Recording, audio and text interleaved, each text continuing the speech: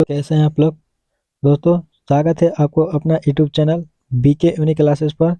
दोस्तों, आज के हम इस वीडियो में आप लोग को क्लास 10th के अम्ल क्षार तथा लवण से जो भी एमसीक्यू प्रश्न बन सकता है वो सभी प्रश्नों को एक एक करके देखेंगे, जिसमें से बिहार 10th क्लास के एग्जाम में आने की 100% संभावना होगा और बिहार सुपर टेट का जो भी बहाली आने वाला है उसमें भी इसी में से प्रश्न आएगा। तो आइए एक एक करके लगभग हम लोग 100 प्रश्न तक देखेंगे। तो आज के यहाँ पे पहला प्रश्न दिया हुआ है कि बेकिंग पाउडर है।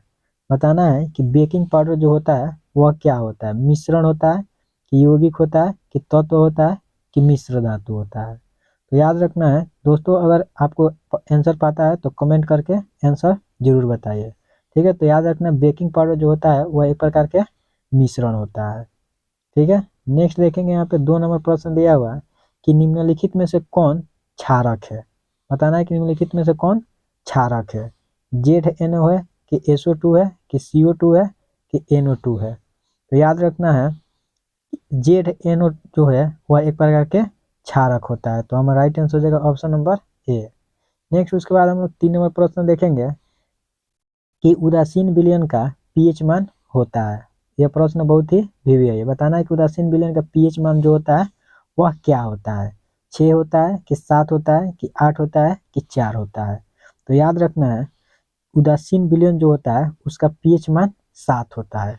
और याद रखना है यहाँ पे एक अम्लीय विलयन होता है। ठीक है, तो अम्लीय विलयन का पीएच मान जो होता है वह 7 से क्या होता है, कम होता है। ठीक है, और क्षारीय जो होता है उसका पीएच मान जो होता है 7 से अधिक होता है। यह बात आपको याद रखना है। ठीक है, तो क्वेश्चन पूछ सकता है कि क्षारीय विलयन का पीएच मान कितना होता है, तो 7 से अधिक होता है। अम्ल का पीएच मान जो होता है 7 से कम होता है। और उदासीन पूछा है तो उसको याद रखना है यहाँ पे 7 होता है। ठीक है, नेक्स्ट उसके बाद हम लोग प्रश्न देखेंगे कि जल में घुलनशील क्षारक कहलाता है। बताना है कि जल में घुलनशील क्षारक जो होता है वह क्या कहलाता है। अम्ल कहलाता है कि क्षार कहलाता है कि लवण कहलाता है कि इनमें से कोई नहीं। तो याद रखना है जल में घुलनशील क्षारक जो होता है उसको हम लोग क्षार कहते हैं लोग। नेक्स्ट देखेंगे उसके बाद प्रश्न कि तनु HCl का पीएच मान होगा। बताना है कि तनु HCl जो होता है उसका पीएच मान क्या होता है। 6 होता है कि 7 होता है कि 8 होता है कि 0 होता है।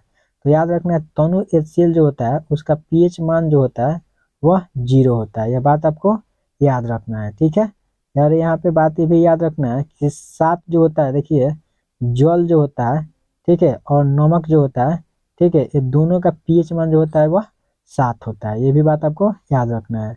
जल जो होता है उसको हम लोग 7 दिन यूज करते हैं, नमक जो होता है उसको हम लोग 7 दिन यूज करते हैं, मतलब डेली यूज करते हैं। तो याद रखना है जल और नमक जो होता है उसको हम लोग डेली यूज करते हैं, मतलब 7 दिन यूज करते हैं। तो इसका पीएच मान जो होता है वह 7 होता है। ठीक है, लेकिन यहाँ पे पूछा है तनु HCl का पीएच मान कितना होता है। तो याद रखना है तनु HCl का पीएच मान जो होता है वह 0 होता है। नेक्स्ट उसके बाद हम देखेंगे यहाँ पे प्रश्न कि धातु के ऑक्साइड होते हैं। आपको बताना है कि धातु जो होता है उसका ऑक्साइड होता है, अम्ल होता है कि क्षारक होता है कि लवण होता है कि इनमें से कोई नहीं। तो याद रखना है धातु के ऑक्साइड जो होता है वह एक प्रकार के क्षारक होता है। नेक्स्ट उसके बाद हम लोग देखेंगे कि निम्नलिखित में से कौन अम्ल है। बताना है कि इसमें से कौन है जो एक प्रकार के अम्ल है। तो पहला ऑप्शन दिया CaO कि KOH कि NaCl कि HCl। तो याद रखना है इसका राइट आंसर हो जाएगा ऑप्शन नंबर डी, HCl, मतलब हाइड्रोक्लोरिक अम्ल यह होता है। ठीक है, तो हाइड्रोक्लोरिक HCl जो होता है एक प्रकार के अम्ल होता है। नेक्स्ट देखेंगे यहाँ पे 8 नंबर कि सिल्वर क्लोराइड का रंग क्या होता है। आपको बताना है कि सिल्वर क्लोराइड जो होता है उसका रंग क्या होता है। सफ़ेद होता है कि पीला होता है कि हरा होता है कि काला होता है। तो याद रखना सिल्वर क्लोराइड जो होता है उसका रंग कैसा होता है, सफ़ेद होता है। नेक्स्ट उसके बाद हम लोग देखेंगे 9 नंबर प्रश्न कि इनमें से कौन सबसे अधिक अम्लीय है। आपको बताना है कि इसमें से कौन है जो सबसे अधिक अम्लीय है। तो जिसका पीएच वैल्यू 1 होगा वह होगा कि जिसका पीएच वैल्यू 5 होगा वह होगा कि पीएच वैल्यू 8 होगा कि 10 होगा। तो याद रखना जिस विलयन का पीएच मान जितना ही कम होता है वह उतना ही क्या हो जाता है, अम्लीय होता है। ये भी पता होना चाहिए कि पीएच वैल्यू जो होता है, अम्लीय पीएच वैल्यू जो होता है वह 7 से कम होता है। ठीक है, तो 7 जिसका पीएच वैल्यू होगा वह उतना अम्लीय नहीं होगा, लेकिन जिसका पीएच वैल्यू जितना ही कम होगा उतना ही अम्लीय होता है। तो सबसे अधिक पीएच वैल्यू किसका हो जाएगा, 1 का। तो हमारा राइट आंसर हो जाएगा ऑप्शन नंबर ए। उसके बाद हम लोग देखेंगे निम्नलिखित में से कौन लवण है। आपको बताना है कि निम्नलिखित में कौन एक प्रकार के लवण है। तो याद रखना है, यहाँ पे पहला ऑप्शन दिया है HCl, NaCl की NaOH की KOH। आपको कमेंट करके बताना है, यह प्रश्न आपके लिए होमवर्क रहेगा। ठीक है, सभी को आंसर कमेंट करके बताना है कि इसमें से कौन है जो एक प्रकार के लवण है। ठीक है, उसके बाद हम लोग प्रश्न देखेंगे यहाँ पे 11 नंबर कि सल्फ्यूरिक अम्ल का अणुसूत्र होता है। आपको बताना है कि सल्फ्यूरिक अम्ल जो होता है उसका अणुसूत्र क्या होता है। H2S2O2 होता है कि H2SO4 होता है कि H2S2HO3 होता है कि H2S2OH होता है। तो याद रखना है, सल्फ्यूरिक अम्ल जो होता है उसका रासायनिक सूत्र H2SO4 होता है। ठीक है, तो हमारा राइट आंसर हो जाएगा ऑप्शन नंबर बी। नेक्स्ट उसके बाद हम लोग प्रश्न देखेंगे कि सोडियम कार्बोनेट का अणुसूत्र है। बताना है कि सोडियम कार्बोनेट जो होता है उसका अणुसूत्र क्या होता है। तो पहला ऑप्शन दिया है Na2CO3, यही होता है सोडियम बाई कार्बोनेट का अणुसूत्र। तो आपको याद रखना है कि सोडियम बाई कार्बोनेट जो होता है उसका अणुसूत्र Na2CO3 होता है। नेक्स्ट उसके बाद हम लोग प्रश्न देखेंगे कि निम्नलिखित में से कौन आयनिक यौगिक है। आपको बताना है कि इसमें से कौन है जो एक प्रकार के आयनिक यौगिक है। पहला ऑप्शन दिया है CH4, CO2, CaCl2 की NH3। तो याद रखना है CaCl2 जो होता है वह एक प्रकार के आयनिक यौगिक होता है। नेक्स्ट देखेंगे 12 नंबर प्रश्न कि NaOH है। आपको बताना है कि NaOH जो होता है वह क्या होता है। अम्ल होता है कि क्षार होता है कि लवण होता है कि इनमें से कोई नहीं होता है। तो याद रखना है NaOH जो होता है वह एक प्रकार के क्षार होता है। यह बात आपको याद रखनी है। उसके बाद प्रश्न दिया है 15 नंबर कि फेरस सल्फेट क्रिस्टल का रंग होता है। बताना है आपको कि फेरस सल्फेट क्रिस्टल जो होता है उसका रंग कैसा होता है।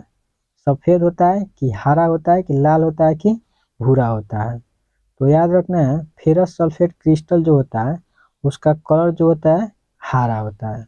तो दोस्तों अगर ये वीडियो आप लोग को अच्छा लग रहा है तो प्लीज़ हमारे बीके यूनिक क्लासेस को सब्सक्राइब कर लीजिए, ताकि ऐसे वीडियो का नोटिफिकेशन सबसे पहले आपके पास पहुँचे। नेक्स्ट यहाँ देखेंगे कि जल का पीएच मान होता है। तो इसको हम अभी ऊपर बताए थे, जल जो होता है इसको हम लोग 7 दिन यूज करते हैं लोग, मतलब डेली यूज करते हैं लोग। ठीक है, तो याद रखना है जल जो होता है हम अपने जीवन लाइफ में डेली मतलब 7 दिन क्या करते हैं लोग, यूज करते हैं। तो याद रखना है 7 दिन से याद रखना है कि जल का पीएच मान जो होता है वह 7 होता है। और नमक जो होता है, ठीक है, नमक का भी पीएच मान याद रखना है कितना होता है, 7 ही होता है। नेक्स्ट देखेंगे उसके बाद निम्नलिखित में से कौन एक अम्ल है। बताना है कि निम्नलिखित में से कौन है जो एक प्रकार के अम्ल है। तो इसको हम लोग ऊपर देखे थे HCl जो होता है हाइड्रोक्लोरिक अम्ल होता है। उसके बाद है 18 नंबर प्रश्न कि 1 बिलियन नीले लिटमस को लाल कर देता है तो बिलियन का पीएच मान क्या होगा। बताना है कि 1 बिलियन जो होता है वो नीले लिटमस को लाल कर देता है तो उसका पीएच मान कितना होता है। तो याद रखना है 6 होता है। नेक्स्ट देखेंगे उसके बाद प्रश्न कि एक्वा रेजिया मिश्रण में HCl एवं NHNO का अनुपात क्या होता है। तो याद रखना है HCl जो होता है 1 होता है और HNO3 जो होता है 3 होता है। तो इसका अनुपात हो जाएगा 1:3, ऑप्शन नंबर बी। उसके बाद ये आप प्रश्न कि निम्नलिखित में से कौन पीएच का कौन सा मान क्षारक विलयन में का मान देता है। बताना है कि इसमें से कौन है जो क्षारक विलयन का मान देता है। तो याद रखना है 6। नेक्स्ट उसके बाद प्रश्न हम लोग देखेंगे यहाँ पे कि कोई विलयन लाल लिटमस को नीला कर देता है तो इसका पीएच मान कितना होगा। यह प्रश्न बहुत बार एग्जाम में पूछा हुआ है। बताना है कि कोई विलयन जो है वह लाल लिटमस को नीला कर देता है तो उसका पीएच मान लगभग कितना होगा। तो याद रखना है 10 होता है। नेक्स्ट उसके बाद प्रश्न दिया हुआ कि सोडियम कार्बोनेट के जलीय घोल में मिथाइल ऑरेंज का घोल मिलाने पर घोल का रंग परिवर्तित होकर कैसा हो जाता है। तो याद रखना है हरा हो जाता है। ठीक है। नेक्स्ट देखेंगे उसके बाद 23 नंबर प्रश्न कि कोई विलयन अंडे के पीसे हुए कवच से अभिक्रिया करके एक गैस उत्पन्न करता है जो चूने के पानी को दूधिया कर देता है। इस विलयन में क्या होता है। ठीक है। तो याद रखना इस विलयन में जो होता है KCl की मात्रा होता है। नेक्स्ट प्रश्न देखेंगे यहाँ पे कि NOH का 10 मिलियन बिलियन HCl के 8 मिलियन बिलियन से पूर्णतः उदासीन हो जाता है। यदि हम NaOH के उसी बिलियन का 20 ml ले तो उदासीन करने के लिए HCl के उसी बिलियन की कितनी मात्रा की आवश्यकता होगा। तो याद रखना है इसके लिए हमको 10 है यहाँ पे 8 तो ये हो जाएगा टोटल 18। तो इसका राइट आंसर हो जाएगा 6 ml मतलब बिलियन की आवश्यकता पड़ेगा। नेक्स्ट देखेंगे यहाँ पे 25 नंबर प्रश्न कि नीला थोता का रासायनिक सूत्र क्या होता है। मतलब जो तूतिया होता है उसका रासायनिक सूत्र क्या होता है। तो याद रखना है CO COUSO4 5H2 जो होता है इसका रासायनिक सूत्र होता है जो यहाँ पे दिया हुआ है कितना नंबर पे B नंबर पे। ठीक है। याद रखना है यहाँ पे कि CuSO4 5H2 जो होता है वह नीला थोथा का रासायनिक सूत्र होता है। उसके बाद हम लोग देखेंगे निम्नलिखित में से कौन सही है। बताना है कि इसमें से कौन है जो सही है। तो Na2CO3 10H2 ठीक है यही सही है। बाकी किसी का फॉर्मूला नहीं होता है। नेक्स्ट देखेंगे प्लास्टर ऑफ पेरिस का रासायनिक सूत्र क्या होता है। आपको बताना है कि प्लास्टर ऑफ पेरिस जो होता है उसका रासायनिक सूत्र क्या होता है। तो याद रखना CaSO4 2H2 जो होता है वह प्लास्टर ऑफ पेरिस का रासायनिक सूत्र होता है। नेक्स्ट देखेंगे कि बेकिंग सोडा का रासायनिक सूत्र है। आपको बताना है कि बेकिंग सोडा जो होता है उसका रासायनिक सूत्र क्या होता है। तो याद रखना है NaHCO3 जो होता है वह बेकिंग सोडा का रासायनिक सूत्र होता है। नेक्स्ट देखेंगे यहाँ पे 29 नंबर प्रश्न कि अम्लीय ऑक्साइड के विलयन का पीएच मान क्या होगा। बताना है कि अम्लीय ऑक्साइड जो होता है उसका विलयन का पीएच मान क्या होता है। तो याद रखना है 7 होता है। ठीक है। इसका राइट आंसर हो जाएगा कितना ऑप्शन नंबर C 7 से कम होता है। अभी बताते हैं अम्लीय विलयन जो होता है उसका पीएच मान क्या होता है 7 से कम होता है। अगर उदासीन विलयन का मान 7 होता है और क्षारीय विलयन का मान जो होता है 7 से अधिक होता है। नेक्स्ट देखेंगे यहाँ पे प्रश्न कि उच्च वसीय अम्लों के सोडियम लवण कहलाता है। बताना है कि उच्च वसीय अम्ल जो होता है उसका सोडियम लवण क्या कहलाता है। तो वह साबुन कहलाता है। नेक्स्ट दिया है कि अमोनिया क्लोराइड का जलीय विलयन होता है। बताना है कि अमोनियम क्लोराइड जो होता है उसका जलीय विलयन कैसा होता है। तो याद रखना है अम्लीय होता है। अ से अमोनिया और अ से अम्लीय। नेक्स्ट उसके बाद है कि अम्ल का मान होता है। अभी इसको हम बताए थे अम्ल का पीएच मान जो होता है वह 7 से कम होता है और उदासीन जो होता है उसका पीएच मान 7 होता है। जो क्षारक होता है उसका पीएच मान 7 से अधिक होता है। ठीक है। यह बात आपको याद रखना है। अम्ल का पीएच मान जो होता है 7 से कम होता है और उदासीन विलयन का पीएच मान 7 और क्षारीय विलयन का पीएच मान 7 से अधिक। नेक्स्ट उसके बाद हम लोग देखेंगे प्रश्न कि संगमरमर का रासायनिक सूत्र क्या होता है। बताना है कि संगमरमर जो होता है उसका रासायनिक सूत्र क्या होता है। तो याद रखना CaO3 जो होता है वह संगमरमर का एक रासायनिक सूत्र होता है। उसके बाद प्रश्न है कि निम्नलिखित में कौन विजातीय यौगिक है। बताना है कि निम्नलिखित में कौन है जो एक प्रकार के विजातीय यौगिक है। तो याद रखना प्लास्टर ऑफ पेरिस जो है वह यह तीनों से भिन्न है। चूना पत्थर खड़िया और संगमरमर तीनों एक ही नाम है, लेकिन प्लास्टर ऑफ पेरिस यह अलग है। तो यही हमारा राइट आंसर हो जाएगा। नेक्स्ट देखेंगे उसके बाद 35 नंबर प्रश्न कि हमारा शरीर पीएच के कितने परास के बीच कार्य करता है। बताना है कि मनुष्य का शरीर जो होता है वह उस कितना परास के बीच में कार्य करता है। तो याद रखना है 7 से लेके 7.8 के बीच में हमारा शरीर कार्य करता है। नेक्स्ट देखेंगे 36 नंबर प्रश्न है कि बेकिंग पाउडर का अणु सूत्र क्या होता है। बताना है कि बेकिंग पाउडर जो होता है उसका अणु सूत्र क्या होता है। तो याद रखना है NaHCO3 जो होता है वह बेकिंग पाउडर का रासायनिक सूत्र होता है, मतलब अणु सूत्र होता है। उसके बाद प्रश्न दिया हुआ है कि हमारा शरीर पीएच मान के किस परिसर में सही तरीका से कार्य करता है। तो याद रखना है अभी इसको हम बताए थे 7.0 से लेकर 7.8 के बीच में हमारा शरीर जो होता है कार्य करता है। नेक्स्ट उसके बाद हम लोग देखेंगे कि सिरका जो अचार बनाने में उपयोग लाया जाता है निम्नलिखित में से क्या है। तो याद रखना सिरका का हम लोग प्रयोग अचार बनाने में करते हैं लोग, उसमें 10 से लेकर 20% एसिटिक अम्ल पाया जाता है। तो हमारा राइट आंसर हो जाएगा ऑप्शन नंबर सी। नेक्स्ट देखेंगे उसके बाद कि लिटमस विलयन बैंगनी रंजक होता है जो निम्न में से किससे निकाला जाता है। तो याद रखना लिटमस जो होता है बैंगनी रंजक होता है, इसको हम लोग लाइकेन से क्या करते हैं, निकालते हैं। यह बात आपको याद रखनी है। नेक्स्ट उसके बाद हम लोग प्रश्न देखेंगे कि सोडियम क्लोराइड के जलीय विलयन से विद्युत धारा प्रवाहित करने पर यह वियोजित हाइड्रोक्साइड बनाता है। इस अभिक्रिया को हम लोग क्या कहते हैं लोग। ठीक है, तो याद रखना है कोलोन क्षार अभिक्रिया इस अभिक्रिया को कहा जाता है, जो सोडियम क्लोराइड के जलीय विलयन से विद्युत धारा प्रवाहित करने पर वियोजित होकर हाइड्रोक्साइड का निर्माण करता है, उसे हम लोग कोलोन क्षारक अभिक्रिया कहते हैं। नेक्स्ट देखेंगे यहाँ पे कि निम्न में से कौन दुर्बल अम्ल है। बताना है कि इसमें से कौन सबसे दुर्बल अम्ल है। तो याद रखना CH3COOH जो होता है वह सबसे अधिक दुर्बल अम्ल होता है।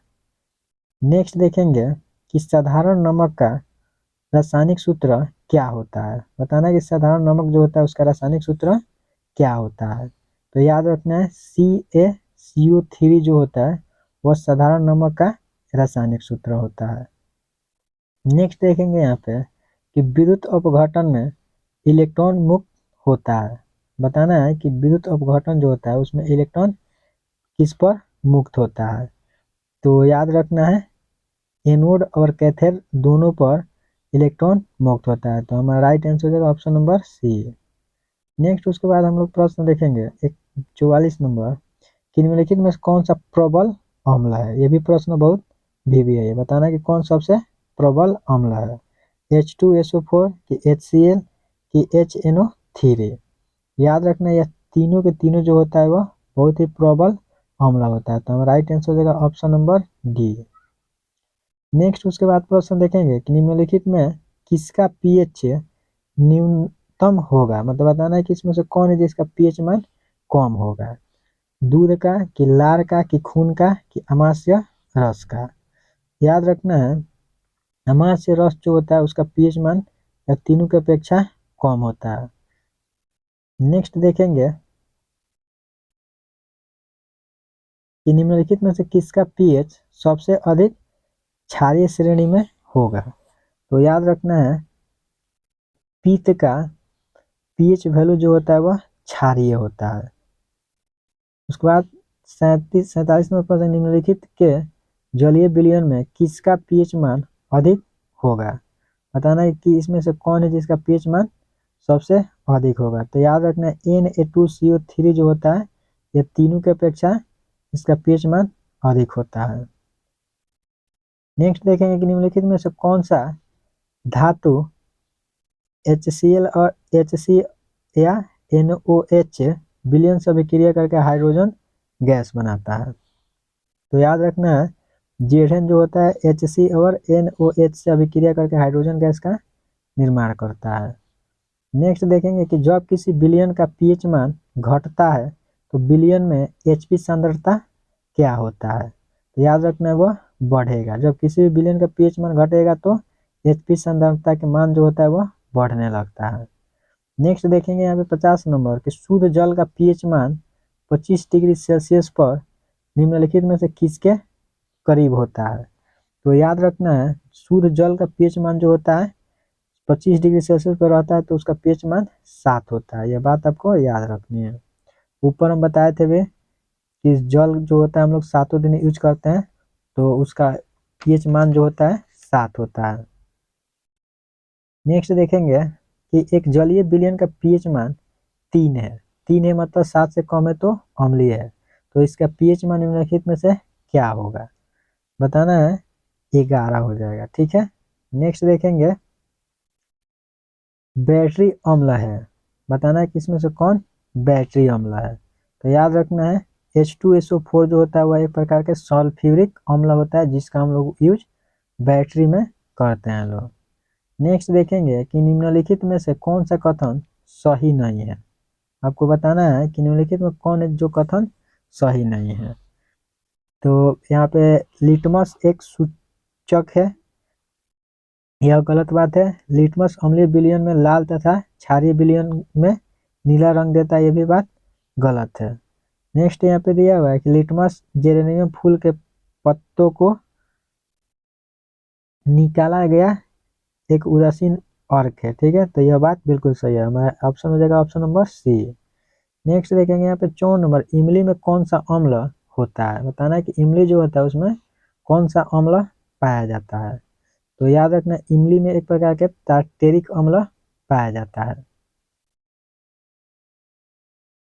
नेक्स्ट है कि निम्नलिखित में किनसे बनाया गया विलयन अम्ल तथा क्षार की उपस्थिति को दर्शाने में सक्षम नहीं होता है? बताना है कि निम्नलिखित में से किनसे बनाया गया विलयन अम्ल तथा क्षार की उपस्थिति को दर्शाने में सक्षम नहीं होता है? तो याद रखना है इसका राइट आंसर हो जाएगा यहाँ पे पहला ऑप्शन दिया हल्दी, बी नंबर दिया लाल गोभी, सी नंबर दिया चुकंदर, यहाँ पे हो जाएगा गेंदा फूल जो होता है उसमें नहीं होता है। नेक्स्ट देखेंगे यहाँ पे कि निम्नलिखित में से भास्मिक लवण कौन है? आपको बताना है कि निम्नलिखित में कौन भास्मिक लवण है। तो यहाँ पे पहला ऑप्शन दिया हुआ है PbOH NO3, यही भास्मिक लवण होता है। तो हमारा राइट आंसर पहला ही हो जाएगा। उसके बाद हम लोग देखेंगे कि निम्नलिखित में से कौन सा सही कथन नहीं है। आपको बताना है कि इसमें से कौन है जो सही कथन नहीं है। तो पहला दिया अम्ल तथा भस्म की अभिक्रिया से लवण तथा जल बनता है, यह बात बिल्कुल सही है। अम्ल और क्षार से भस्म से अभिक्रिया कराया जाता है तो लवण और जल बनता है। नेक्स्ट दिया है कि धातु के कार्बोनेट अम्ल से अभिक्रिया कर लवण तथा कार्बन डाइऑक्साइड का निर्माण होता है, यह भी बात बिल्कुल सही है। नेक्स्ट देखेंगे यहाँ पे कि कार्बोनेट अम्ल से अभिक्रिया करके लवण जल तथा कार्बन डाइऑक्साइड बनाता है, ये भी सही है। तो हमारा राइट आंसर हो जाएगा ऑप्शन नंबर डी। गलत पूछा है, याद रखना है धातु के ऑक्साइड मूलतः भस्म होते हैं, अम्ल से अभिक्रिया करके लवण तथा हाइड्रोजन बनाते हैं, ये बात गलत है। तो यही गलत पूछा है, तो यही हमारा राइट आंसर हो जाएगा। उसके बाद हम लोग देखेंगे निम्नलिखित में से कौन लवण है। आपको बताना है कि निम्नलिखित में कौन एक प्रकार के लवण है। तो याद रखना है NOH जो होता है वह एक प्रकार के लवण होता है, यह बात हम लोग ऊपर देखे हुए हैं लोग। नेक्स्ट देखेंगे यहाँ पे 59 नंबर निम्नलिखित में से किनमें अम्ल का गुण नहीं होता है। ठीक है, यहाँ पे अम्ल कर लेना है नहीं है। पहला ऑप्शन दिया है जो लाल लिटमस को नीला कर देता है, यही हमारा राइट आंसर हो जाएगा। अम्ल का स्वाद खाटा होता है, यह बात बिल्कुल सही है। जो धातु के साथ अभिक्रिया करते हैं भी सही है, जो क्षारक से अभिक्रिया करते हैं भी सही है। तो यहाँ पे नहीं पूछा है, तो याद रखना है अम्ल जो होता है लाल लिटमस को नीला कर देता है, यह बात गलत है। तो यही हमारा राइट आंसर हो जाएगा। नेक्स्ट उसके बाद प्रश्न देखेंगे कि जल में घुलनशील भस्म क्या कहलाता है। आपको बताना है कि जल में घुलनशील भस्म जो होता है उसको हम लोग क्या कहते हैं लोग। तो याद रखना है क्षार के नाम से उसे जानते हैं लोग। नेक्स्ट उसके बाद हम लोग देखेंगे प्रश्न कि कार्बन डाइऑक्साइड जल से अभिक्रिया करके क्या बनाता है। आपको बताना है कि CO2 जो है H2O से अभिक्रिया करके क्या बनाता है। तो याद रखना कार्बोनिक अम्ल का निर्माण हो जाता है जब CO2 H2O से क्या करता है, अभिक्रिया करता है। ठीक है, तो हमारा राइट आंसर हो जाएगा ऑप्शन नंबर बी। नेक्स्ट देखेंगे कि एसिटिक अम्ल दुर्लभ है क्यों। यहाँ पे दुर्लभ होगा, बताना है कि एसिटिक अम्ल दुर्लभ अम्ल है क्यों है। तो याद रखना है यह आंशिक रूप से आयनित होता है। ठीक है, इसीलिए यह एक प्रकार के दुर्लभ अम्ल है। नेक्स्ट देखेंगे कि निम्नलिखित में कौन प्रबल भस्म है। आपको बताना है कि निम्नलिखित में से कौन एक प्रकार के प्रबल भस्म होता है। तो याद रखना है, या इसका राइट आंसर हो जाएगा ऑप्शन नंबर बी। NOH जो होता है वह एक प्रकार के प्रबल भस्म होता है। नेक्स्ट देखेंगे यहाँ पे प्रश्न कि निम्नलिखित में से किस लवण में रावा जल नहीं रहता है। आपको बताना है कि इसमें से कौन है जिसमें रावा जल की मात्रा नहीं होता है। तो याद रखना बेकिंग सोडा जो होता है उसमें रावा जल की मात्रा नहीं होती है। नेक्स्ट उसके बाद प्रश्न दिया है कि निम्नलिखित में से कौन अम्लीय ऑक्साइड है। आपको बताना है कि इसमें से कौन है जो एक प्रकार का अम्लीय ऑक्साइड है। तो याद रखना सल्फर डाइऑक्साइड जो होता है वह एक प्रकार का अम्लीय ऑक्साइड होता है। नेक्स्ट और हम लोग 10 प्रश्न देखेंगे। यहाँ पे प्रश्न दिया है कि निम्नलिखित में से कौन भास्मिक ऑक्साइड है। तो याद रखना है इसका राइट आंसर हो जाएगा ऑप्शन नंबर बी। Na2O जो होता है वह एक प्रकार के भास्मिक ऑक्साइड होता है। नेक्स्ट यहाँ पे दिया है कि सोडियम सल्फेट का जलीय विलयन होता है। आपको बताना है कि सोडियम सल्फेट जो होता है उसका जलीय विलयन क्या होता है। तो याद रखना है उदासीन होता है। ठीक है, और अम्लीय विलयन का पीएच मान जो होता है 7 से कम होता है, और क्षारीय विलयन का पीएच मान जो होता है वह 7 से अधिक होता है। यह भी बात आपको याद रखना है। ठीक है, नेक्स्ट देखेंगे कि आर्हेनियस अम्ल जलीय विलयन में क्या होता है। बताना है कि आर्हेनियस अम्ल जो होता है जलीय विलयन में उसका मान जो होता है बढ़ता है। ठीक है, H+ जो होता है क्या होता है, बढ़ता है। नेक्स्ट है यहाँ पे कि निम्न में से किस अवस्था में एसिटिक अम्ल विद्युत का संचालन करता है। तो याद रखना है जल के विलयन में एसिटिक अम्ल जो होता है विद्युत का संचालन करता है। तो हम राइट आंसर है ऑप्शन नंबर। नेक्स्ट है कि जलीय विलयन में एसिटिक अम्ल आयनन क्या करता है। तो याद रखना है जलीय विलयन में एसिटिक अम्ल का आयनन क्या होता है, आंशिक रूप में होता है। तो हमारा right answer option number B. ये बात आपको याद रखना है कि जलीय विलयन में एसिटिक अम्ल का आयनन क्या होता है, तो आंशिक रूप से होता है, मतलब कम होता है।